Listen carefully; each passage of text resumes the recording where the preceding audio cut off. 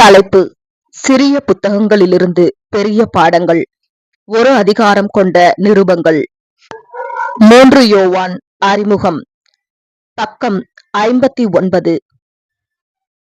இது யோவானுடைய பாரம்பரிய 3 நிருபங்களில் கடைசியாக இருக்கிறது. அவைகள் எதிலும் யோவான் தன்னை பெயரினால் ஒருபோதும் குறிப்பிடவில்லை.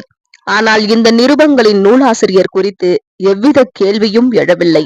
பாரம்பரியமாக இந்த நிருபங்கள் யோவானுக்குரியதாக தீர்மானிக்கிறது மற்றும் யோவானுடைய சுவிசேஷத்தின் எழுத்தும் நடையின் ஒற்றுமை அந்த நிருபங்களுடைய பூர்வீகத்தை உறுதி செய்கிறது. இந்த நிருபத்தில் காணப்படுகிற 3 பெயர்கள் காயு, தியோத்ரேப்பு மற்றும் தெமேத்ரியு வேறு எங்கேயும் அடையாளம் காணப்படவில்லை மற்றும் அவர்களை குறித்து நமக்கு தெரிவதில்லை. 3 யோவான் நிருபத்தின் ஒற்றுமைகள் 2 யோவான் நிருபத்தில் அநேகம் இருக்கின்றன. இருப்பினும் 2 யோவான் ஒரு குழுவினருக்கு எழுதப்பட்டது, ஒரு சபைக்கு அல்லது ஒரு வீட்டாருக்கு எழுதப்பட்டது. 3 யோவான் பிரத்யேகமாக ஒரு தனி நபருக்கு எழுதப்பட்டது.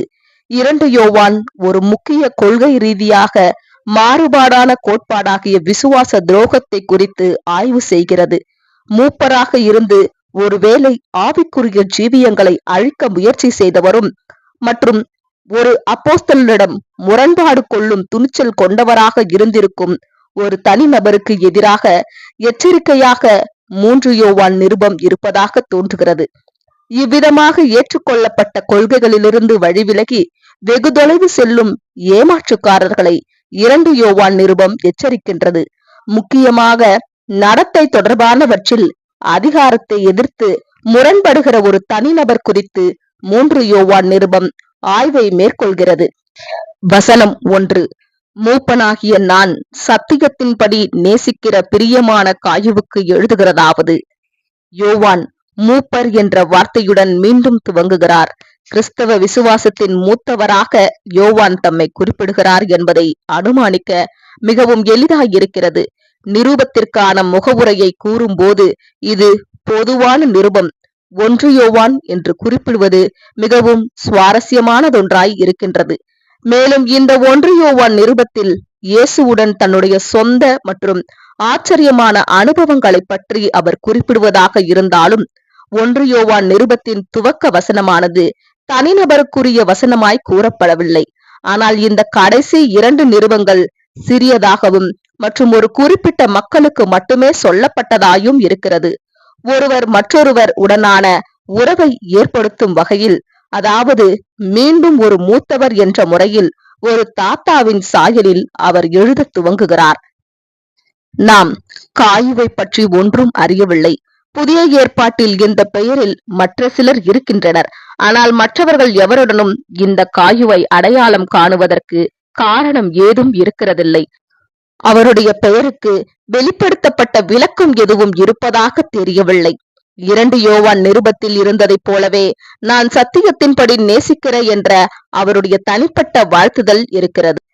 2 யோவான் 1 குறிப்புரையில் இந்த சொற்றொடருக்கான குறிப்புகளை பார்க்கவும். சுருக்கமாக, யோவானுக்கும் கிறிஸ்தவ உறவுமுறைகள் எல்லாவற்றிற்கும் அடிப்படையாக சத்தியம் இருக்கிறது. ஆம், நிச்சயமாக கோட்பாடுகள் இருக்கிறது. ஆனால் யோவானுக்கு இது சத்தியத்தின் பெரிதான அமைப்பாக இருக்கிறது. இது சிக்கலானது. ஆனால் செய்தியளித்தல், ஏற்படுத்துதல், தோழமை மற்றும் பரிசுத்தமாக்கப்படுதல் ஆகியவற்றின் சேர்க்கையின் ஒருங்கிணைப்பாக இருக்கிறது. இந்த நிருபம் காயுவுக்காக இல்லை, இது பிரியமான காயுவுக்காக இருக்கிறது. யோவானுடைய உணர்வின் கிளர்ச்சி எப்போதும் இருக்கிறது. வசனம் 2: பிரியமானவனே, உன் ஆத்துமா வாழ்கிறது போல நீ எல்லாவற்றிலும் வாழ்ந்து சுகமாயிருக்கும்படி வேண்டுகிறேன். யோவான் உடனடியாக பிரியமானவனே என்று திரும்ப அழைக்கிறார். காயு யோவானுக்கு பிரியமானவராக இருந்த காரணத்தினால் அவரது எல்லா சூழ்நிலைகளிலும் அவரது நலன், ஆரோக்கியம் மற்றும் ஆய்வில் அவருடைய நலனின் மேல் யோவான் அக்கறை கொள்கிறார். இந்த 3 விஷயங்கள் அனைத்திற்கும் தாம் ஜெபம் பண்ணுவதாக யோவான் கூறுகிறார்.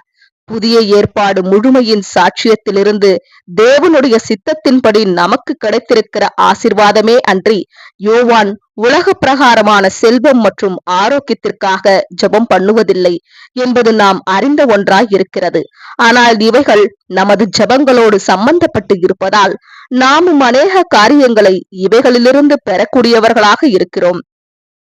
மேற்கண்ட நிபந்தனைகளுடன் நம்முடைய சகோதரர்களின் சார்பில் எல்லா காரியங்களிலும் அவர்களுடைய சூழ்நிலைகள் வளம் பெற வேண்டுமென்று நாம் நம்முடைய பிதாவிடம் வேண்டிக் கொள்ள முடியும். உண்மையான வளர்ச்சி என்பது ஆவியில் வளம் பெறும் விதத்தில் சூழ்நிலைகளை அமைத்து தரும். காலத்தை பற்றிய காரியங்களை தேவன் அறிந்திருக்கிறார் என்பது தெளிவாய் இருக்கிறது. நாம் மிகவும் ஜாக்கிரதையாய் கவனிப்போமே ஆனால் யோவான் கூறுவதை நம்மால் உணர முடியும். காயுவின் ஆத்துமா வாழ்கிறது போல ஏற்ற சூழ்நிலை அமைவதற்கும் மற்றும் ஆரோக்கியம் வளம் அடையவும் தாம் வேண்டிக் கொள்ளத்தக்கதாக யோவான் குறிப்பிடுகிறார். காயு வளமான ஆவிக்குரிய ஜீவியத்தில் இருக்கிறது போல காயு சரீர ரீதியான மற்றும் அனுபவ ரீதியான ஜீவியத்திலும் வளமாக இருக்க யோவான் விரும்புகிறார் என்ற நோக்கத்தில் இப்பகுதியை வாசிக்க வேண்டும். இது ஆவிக்குரிய ஜீவியத்தை வலிமையுள்ளதாக வைத்திருந்தால் அதற்காக யோவான் மகிழ்ச்சியடைவார் என்பதில் எவ்வித சந்தேகமும் இல்லை. யோவானுடைய நோக்கமும் சந்தேகத்திற்கிடமின்றி இதை சார்ந்தே இருக்கிறது.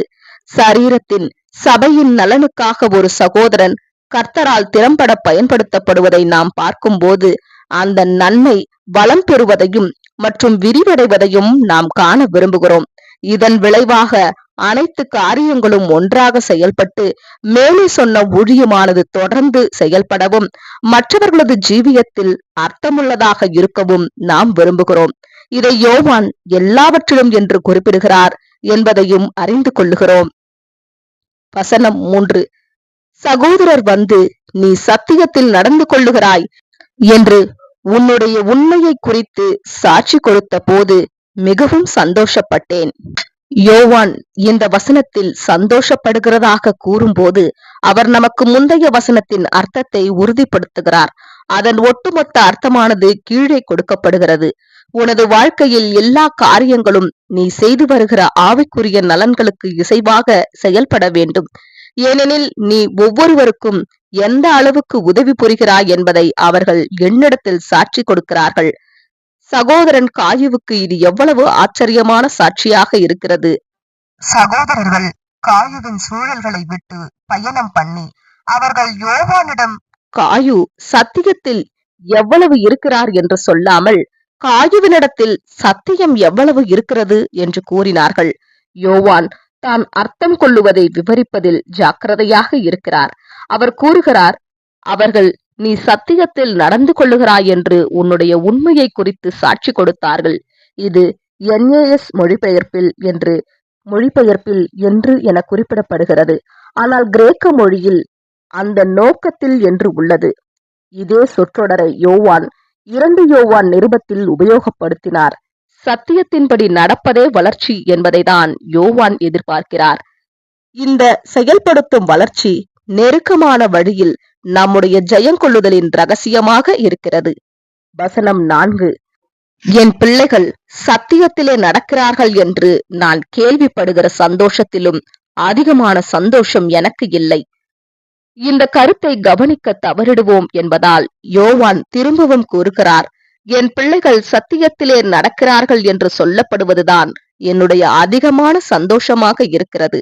பவுல் விசுவாசத்தில் உள்ள தம்முடைய பிள்ளைகளை பற்றி பேசும்போது பவுலுடைய சொந்த சாட்சியின் முயற்சிகளின் வழியாக கர்த்தர் பெற்றிருக்கிறவர்கள் என்றுதான் அவர் எப்போதும் அவர்களை அர்த்தப்படுத்துகிறார். யோவான் மறுபுறம் தம்முடைய மூத்த தாத்தா சாயலை தொடர்ந்தவராய் இளம் சபை அனைத்தையும் தம்முடைய பிள்ளைகளாக அழைப்பதாக தோன்றுகிறது. இந்த கண்ணோட்டம் அதிக வித்தியாசமானதாக இருக்கிறது. ஆனால் யோவான் சகோதரர்களை தமக்கு சொந்தமாக்கிக் கொள்ளுகிறார். முன்பு குறிப்பிட்டபடி அவர் சகோதரத்துவத்தை விட தம்மை தகப்பனாகவே கருதுகிறார். அதற்காக நாம் அவரை நேசிக்க வேண்டியவர்களாக இருக்கிறோம். வசனம் 5. பிரியமானவனே, நீ சகோதரருக்கும் அந்நியருக்கும் செய்கிற யாவற்றையும் உண்மையாய் செய்கிறாய். இப்போது யோவான் காயுவின் வலிமைகளில் ஒன்றின் மேல் கவனம் செலுத்துகிறார். சிலர் இந்த வலிமை குறித்து வெளிப்படையாக மறுத்து கூறினார்கள். காயுவுடைய உபசரிக்கும் ஜீவியத்தை வசனங்கள் 5 முதல் 8 பாராட்டக்கூடியதாக இருக்கின்றன. மூன்றாம் முறையாக யோவான் காயுவை பிரியமானவனே என்று அழைக்கிறார். காயு விமர்சிக்கப்படுகிறார் என்பதை யோவான் அறிவார். ஆகவே முதலாவது அவர் செய்யும் காரியம் காயு பிரியமானவன் என்பதை அவனுக்கு நிச்சயப்படுத்துகிறார். அடுத்து காயு உண்மையாய் செய்கிறான் என்று யோவான் அவனுக்கு நிச்சயப்படுத்துகிறார். யோவானை போன்று நமக்கு சந்தர்ப்பம் இருக்கும் போது நாம் நம்முடைய விமர்சிக்கப்படும் சகோதரர்களை நம்மால் கொடுக்க முடியும் அளவுக்கு அநேக உறுதியாக உத்தரவாதங்களினால் பெரிதாக வலிமைப்படுத்த முடியும். நம்மில் சிலர் நியாயமான விமர்சனங்களை கையாள முடியும். இது நாம் எல்லோரும் வளர்ந்து கொள்ள தேவைப்படுகிற விசேஷமான குணமாக இருக்கிறது. ஆனால் நம்மில் வெகு சிலர் மட்டுமே அநியாயமான விமர்சனத்தின் அழுத்தங்களுக்கு நிமிர்ந்து நிற்க முடியும். இப்படிப்பட்ட விமர்சனங்களில் காயுவும் அனுபவித்தவருமாய் இருக்கிறார். ஊக்கமிழப்பு மற்றும் வளர்ச்சிக்கு இடையே உள்ள வித்தியாசத்தை நம்பிக்கையின் ஆறுதல் மொழி சரி செய்துவிட முடியும். யோவான் முதலில் பொதுவாக குறிப்பிடுகிறார், நீ சகோதரருக்கு செய்கிற யாவற்றையும் உண்மையாய் செய்கிறாய். காயுவின் குறிப்பிட்ட சாதனைகளின் மேல் மையப்படுத்தாமல் காயுவும் மற்றும் நாமும் அறிந்து கொள்ள வேண்டும் என்று யோவான் விரும்புவது என்னவெனில், பரிசுத்தவான்களுக்காக நாம் எதை செய்தாலும் நாம் உண்மையாய் செய்கிறோம். வேறு வார்த்தைகளில் சொன்னால், நாம் மற்றவர்களுக்கு ஊழியம் செய்ய தேர்வு செய்வதற்கான காரணங்கள் அல்லது முறைகளை எந்த மனுஷனுக்கும் நாம் விவரிக்க நாம் கடமைப்பட்டவர்கள் அல்ல. பின்பு யோவான் உடனடியாக காயுவின் குறிப்பிட்ட ஊழியத்திற்கு கவனத்தை திருப்புகிறார். அந்நியருக்கு காயு அளித்ததை போன்று ஒருவேளை நம்மில் அநேகர் விருந்தோம்பலின் அனுபவத்திற்குள் இருந்திருக்கலாம். நாம் அந்நிய பட்டணத்திற்கு செல்லும் போது சகோதரர்களை சந்தித்திருக்கிறோம் மற்றும் அவர்கள் ஆடம்பரமான வரவேற்புடன் நமக்கு விருந்தோம்பல் செய்கிறார்கள். ஒரு பிரெஸ்பிட்டேரியன் லாஸ் ஏஞ்சல்ஸ் நகரத்திலிருந்து வந்திருந்து மற்றொரு பிரெஸ்பிட்டேரியனை தொடர்பு கொண்டு நான் நகரத்தில் இருக்கிறேன் என்று கூறுவதாக நாம் வெறுமனே கற்பனை செய்ய முடியும். இதன் விளைவு பெரும்பாலும் நிச்சயமாக இப்படித்தான் இருக்கும். அதற்கு என்ன, நீங்கள் யார்? என்னை சிரமத்திற்குள்ளாக்காதீர்கள். நீங்கள் வழிபாட்டுக்கு வர விரும்பினால் எங்களுடைய சபை ஓக் மற்றும் 7 இருக்கிறது. வசனம் 6. அவர்கள் உன்னுடைய அன்பை குறித்து சபைக்கு முன்பாக சாட்சி சொன்னார்கள். தேவனுக்கு முன்பாக பாத்திரமானபடி நீ அவர்களை வழிவிட்டு அனுப்பினால் நலமாயிருக்கும். ஆனால் காயு அறிந்திராத சகோதரர்கள் அவருடைய நகரத்தில் வந்திருந்தால் அவர் அவர்களை தேவனுக்கு தகுதியாக இருக்கும் விதத்தில் உபசரிப்பார். யோவான் எப்படி காயுவை பிரியமானவராகவும் மற்றும் சத்தியத்தில் நடத்துகிறவராகவும் கண்டார் என்று நாம் பார்க்க முடியும். காயுவின் அன்பினால் நன்மை பெற்றிருக்கிறவர்கள் வெளிப்படையாக அவர்களின் அனுபவங்களை யோவானிடமும் சபையிடமும் சொல்லி இருக்கிறார்கள். வசனம் 7. ஏனெனில் அவர்கள் புறஜாதியாரிடத்தில் ஒன்றும் வாங்காமல் அவருடைய நாமத்து நிமித்தம் புறப்பட்டு போனார்கள். காயுவின் முயற்சிகளின் பொருத்தத்தின் முன்மாதிரியை யோவான் காண்பிப்பதை தொடர்கிறார். காயு உபசரித்திருந்த அந்த அந்நியர்கள் நற்செய்திகளை பரப்பும் பணியில் இருந்தனர். இதை யோவான் நாமம் என்று இங்கே சுருக்கமாக கூறுகிறார். வெளிப்படையாக அவிசுவாசிகள், புறஜாதிகள் இந்த யாத்ரிகர்களுக்கு ஆதரவு அளிக்கவில்லை.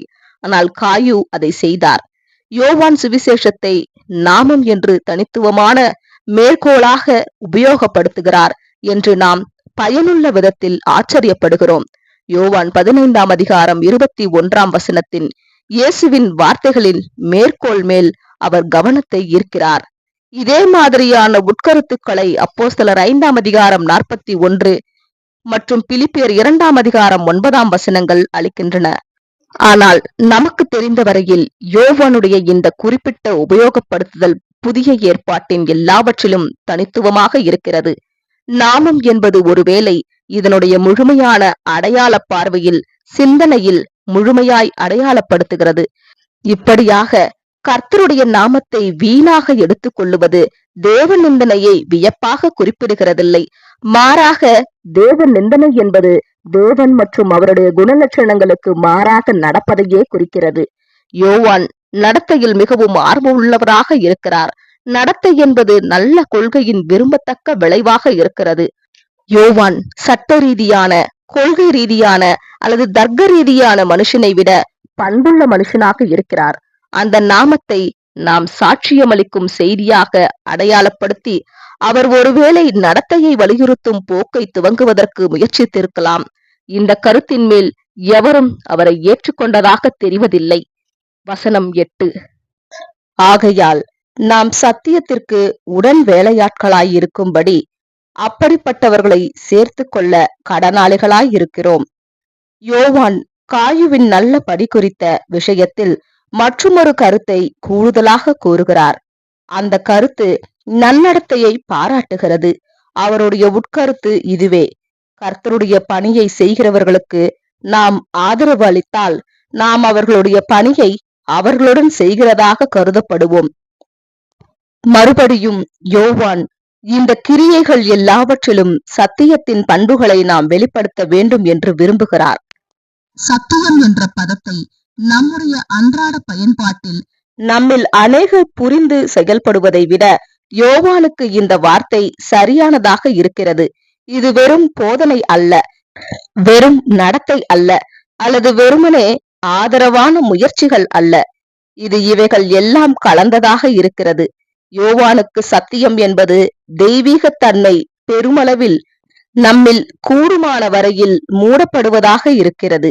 இந்த கட்டத்தில் யோவான் காயுவுடைய மிகவும் குறிப்பிடத்தக்க பலத்தை குறித்து பாராட்டியிருக்கிறார்.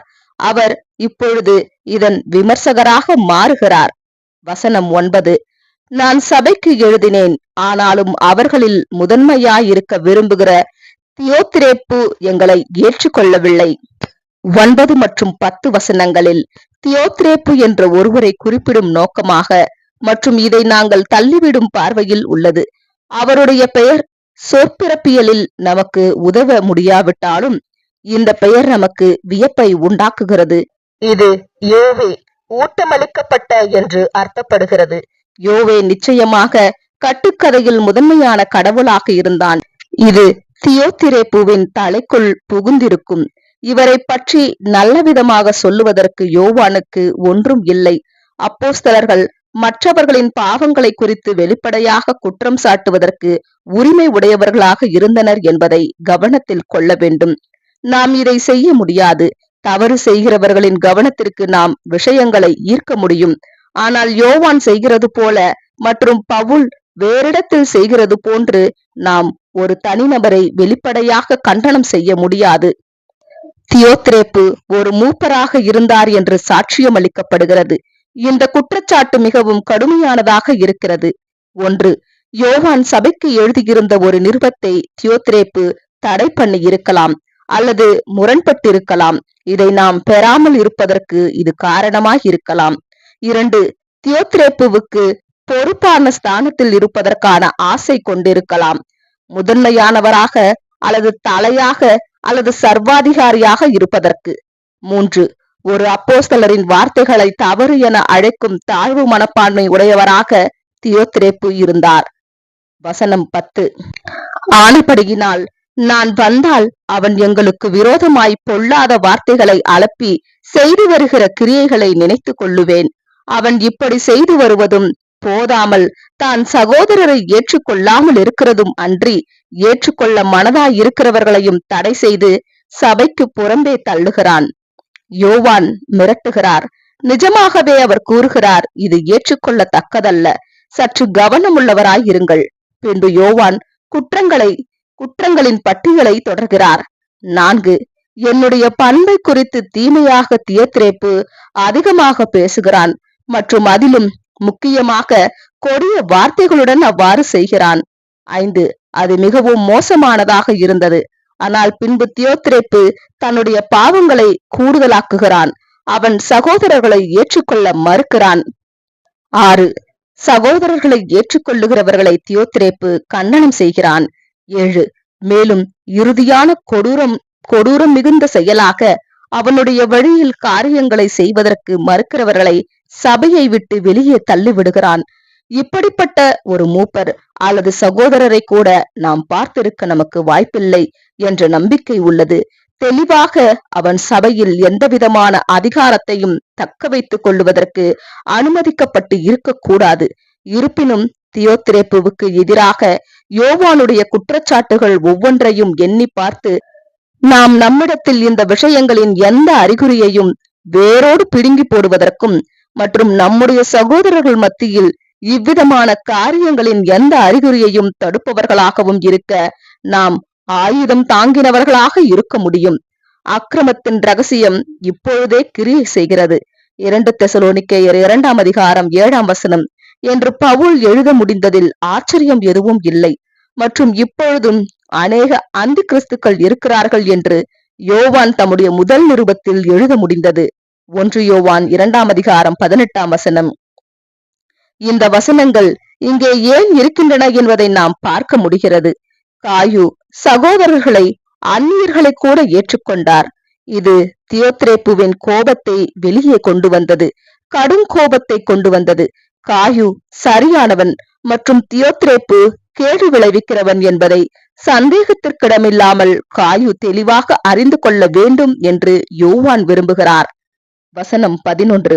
பிரியமானவனே, நீ தீமையானதை பின்பற்றாமல் நன்மையானதை பின்பற்று. நன்மை செய்கிறவன் தேவனால் உண்டாயிருக்கிறான், தீமை செய்கிறவன் தேவனை காணவில்லை. காயு இன்னும் ஒரு முறை அன்பான பாராட்டை பெறுகிறார். யோவான் மறுபடியும் அவரை பிரியமானவன் என்று அழைக்கிறார். தாய்மொழியின் வழக்கு சொல்லின்படி தியோத்ரேப்புவின் கருத்துக்களை உனக்குள் திணிப்பதற்கு இடம் கொடாதே என்று யோவான் கூறுகிறார். அவர் தவறானவராக இருக்கிறார். அவனுடைய கிரியைகள் தீமையானதாக இருக்கின்றன. நீ நற்கிரியைகளை செய்து வருகிறாய். இதை கடைபிடித்துக்கொள். உன்னுடைய நன்மை தேவனிடமிருந்து வருகிறது. மறுபுறம் தேவன் யார் என்பதை ஒருபோதும் அவன் கண்டுபிடிக்க கூடாத அளவிற்கு தியோத்ரேப்பு தன்னுடைய தீமையை எடுத்து காட்டுகிறான். இவ்விதமாக காயுவின் சபையில் முழு நிலைமையை மதிப்பீடு செய்து சுருக்கமாக கூறியிருக்கிறார். இதற்கு மேல் என்ன சொல்ல முடியும்? வசனம் 12. தெமேத்ரியு எல்லாராலும் நற்சாட்சி பெற்றதும் அல்லாமல் சத்தியத்தாலும் நற்சாட்சி பெற்றவன். நாங்களும் சாட்சி கொடுக்கிறோம், எங்கள் சாட்சி மெய்யென்று அறிவீர்கள். மறுபடியும் நாம் அடையாளம் கண்டு கொள்ள முடியாத நிலையில் இருக்கிறோம். அவர் பாராட்டுவதற்கு தகுதியானவர் என்பதை தவிர நாம் ஒன்றும் அறிகிறதில்லை. இது கிட்டத்தட்ட யோவான் காயுவுடன் சொன்னதை போன்று உள்ளது. உன்னுடையதைப் போல நடத்தைகளை கொண்டிருப்பவர்களுடன் நீ ஐக்கியம் கொள்கிறாய். அவர்களை பற்றி கொள்ள ஒருவருக்கொருவர் ஆதரவாயிருங்கள். தெமேத்ரியு என்ற பெயர் சைபல் என்ற புராண தேவதையின் பெயரின் ஆண் வடிவமாக இருக்கிறது. அவள் எல்லா தேவதைகளுக்கும் தாயாக இருந்தாள். தாய்மை, வளர்ப்பு, ஆதரவளிப்பதை வலியுறுத்துகிறது. அவள் இயற்கையின் தெய்வமாக இருந்தாள் மற்றும் அவள் ஜனங்களின் பொதுவான நலனுக்குரிய ஸ்தானத்தின் வடிவமைக்கப்படத்தக்கதாக காணப்பட்டாள். இவ்விதமாக தன்னுடைய பெயரில் இருப்பதைப் போலவே தெமேத்ரியு அரவணைப்பு மற்றும் மென்மை உடைய சகோதரனாக காயுடைய அன்புடனும் மாறுதலுடனும் மற்றும் ஆதரவளிக்கவும் அரவணைப்புடன் பற்றி கொண்டிருக்க முடியும். இந்த பெயர்களின் சொற்பியல்புகளின் எந்த அளவு தற்செயலாக நிகழ்வு பொருத்தங்கள் உள்ளன என்பதை சொல்லுவதற்கு வழி ஏதேனும் இல்லை. ஆனால் அவைகள் முற்றிலும் தற்செயலாக இருந்தாலும் கூட இந்த தற்செயல் நிகழ்வு பொருத்தங்களினால் செறிவூட்டப்படுவதற்கு கர்த்தர் நம்மை அனுமதித்திருக்கிறார். நம்முடைய அறிவுரை மற்றும் நன்மைக்காக அவர் பயன்படுத்த முடியாத ஏதும் உள்ளதா? காயுவை போன்றே திமேத்ரியுவையும் அவனுடைய பண்புகளையும் குறித்து சாட்சியம் அளிக்கும் சகோதரர்கள் இருந்தார்கள். அந்த வகையான பண்பை அடைவதற்கு நாம் எல்லோரும் விரும்பாமல் இருக்க முடியுமா? பின்பு யோவான் கூடுதலாக ஒரு தனித்துவமான அறிக்கையை சேர்க்கிறார். இந்த அறிக்கை அவருடைய இறுதி நிருபங்கள் இரண்டிலும் அவர் பயன்படுத்தும் சத்தியத்திற்கு அதிக இணக்கம் கொண்ட அறிக்கையாக உள்ளது.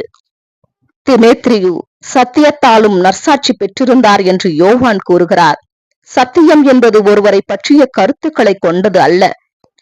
அப்படியானால் யோவான் எதை அடையாளப்படுத்துகிறார்? அவர் வார்த்தையை முன்பு உபயோகப்படுத்தியதைப் போலவே மீண்டும் அர்த்தப்படுத்துகிறார். அதாவது சத்தியத்தில் வளர்ச்சி அடைதல், நெருக்கமான பாதையில் நடப்பதற்கான சாட்சியம் மற்றும் தன்னுடைய பிள்ளைகள் அனைவரிடத்திலும் எதிர்பார்க்கிற குணநலன்களின் வளர்ச்சி ஆகிய ஒட்டுமொத்த காரியத்தையும் தெமேத்ரியுவினிடத்தில் பார்ப்பதாக கூறுகிறார்.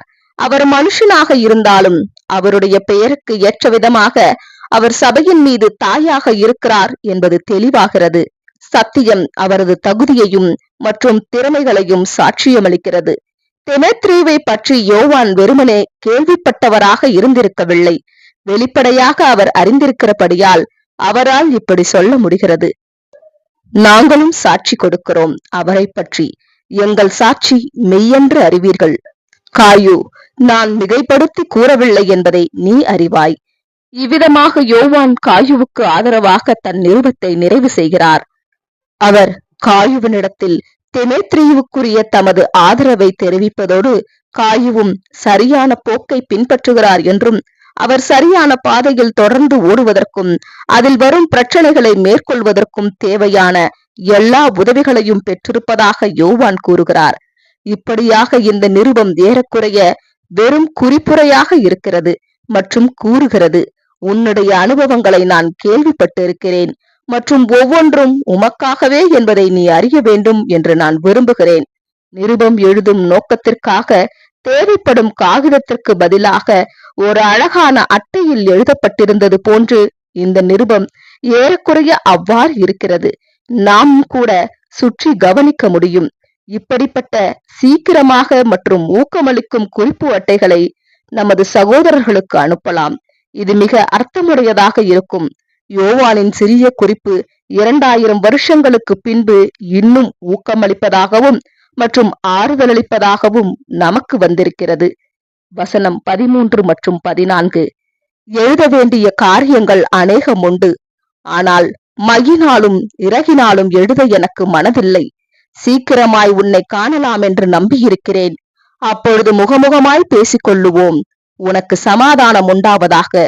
சிநேகிதர் உனக்கு வாழ்த்துதல் சொல்லுகிறார்கள். சிநேகிதரை பேர் பேராக வாழ்த்துவாயாக. 2 யோவானில் இருப்பது போன்று ஒரு கடிதம் எழுதுவதற்கு யோவான் விரும்பவில்லை என்று நாம் அறிகிறோம். ஒரு அழகான அட்டையில் வெறும் குறிப்பு மட்டுமே. அவர் ஒருவேளை வருகை புரியலாம். இன்றைக்கு இது ஒரு சாடை குறிப்பாக நமக்கு உள்ளது. பின்பு அவர் தம்முடைய ஆசீர்வாதத்தை கூறுகிறார். உனக்கு சமாதானம் உண்டாவதாக. எவ்வளவு குறுகியதாக இருக்கிறது, ஆனால் எவ்வளவு முழுமையாக இருக்கிறது. குறிப்புரையின் காரணத்தை கருத்தில் கொள்ளும் போது காயுவுக்கு தேவைப்பட்டது சமாதானமாக இருந்தது.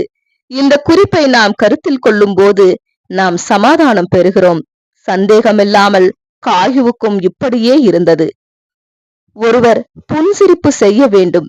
அட்டையில் போதிய இடம் இல்லாமல் இருந்ததால் ஒழிய யோவான் தம்முடைய சொந்த அறிவுரையில் முரண்படுவதாக தோன்றுகிறது.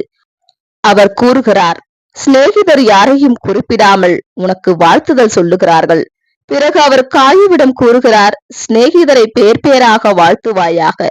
யோவான் தம்முடைய வாழ்த்துதல்களை தனிப்பட்ட ஒவ்வொருவருக்கும் அளிக்க விரும்பினார். ஆனால் ஒவ்வொரு சகோதரனின் பெயரை யோவான் குறிப்பிடவில்லை என்று பார்க்கிறோம். யோவான் அவர்களே, உங்களை நாங்கள் நேசிக்கிறோம். 3 யோவான் நிருபத்திலிருந்து கிடைக்கப்பெறும் முக்கியமான பாடம். சில சமயங்களில் யோசனைகளை, எண்ணங்களை வடிகட்டுவது கடினமாக இருக்கும். ஆனால் இந்த நிருபத்தில் எல்லாவற்றிற்கும் மேலாக திகழும் ஒரு கருத்து யாதெனில், கொடிய எதிர்ப்புகள் இருந்தாலும் கூட உண்மையுள்ளவர்களாக முன்னோக்கி நகர்ந்திடுங்கள். ஆமேன். இத்துடன் 3 யோவான் நிருபம் முடிவடைந்தது. ஆமேன்.